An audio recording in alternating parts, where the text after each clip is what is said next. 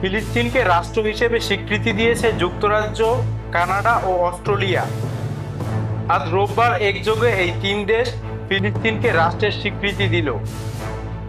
এর মধ্য দিয়ে শিল্পোন্নত জি7 7 দেশের মধ্যে যুক্তরাজ্য ও কানাডা প্রথম ফিলিস্তিনকে এই স্বীকৃতি দিল। আজ প্রথম কানাডা ফিলিস্তিনকে রাষ্ট্র হিসেবে স্বীকৃতি দেয়। দেশটির প্রধানমন্ত্রী মার্ক কার্নি এক বিবৃতিতে বলেন, আজ থেকে কানাডা ফিলিস্তিন রাষ্ট্রকে স্বীকৃতি দিচ্ছে। একই সঙ্গে তিনি ফিলিস্তিন ও ইসরায়েল উভয় রাষ্ট্রের একটি শান্তিপূর্ণ ভবিষ্যৎ গড়ে তোলার প্রতিশ্রুতি পূরণে কাজ করার প্রস্তাব দিয়েছেন। এরপর অস্ট্রেলিয়ার প্রধানমন্ত্রী অ্যান্থনি আলবানিজ ফিলিস্তিনকে রাষ্ট্র হিসেবে স্বীকৃতির ঘোষণা দেন।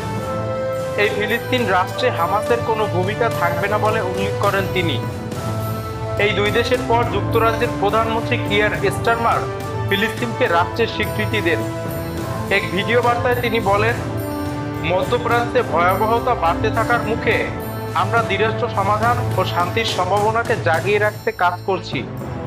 এর অর্থ একটি টেকসই ফিলিস্তিন রাষ্ট্রের পাশে একটি নিরাপদ ও সুরক্ষিত ইসরায়েল, যার কোনোটি এই মুহূর্তে আমরা দেখছি না। এরপর যুক্তরাজ্যের প্রধানমন্ত্রী বলেন, ফিলিস্তিনের রাষ্ট্রীয় স্বীকৃতির সময় এখন এসেছে।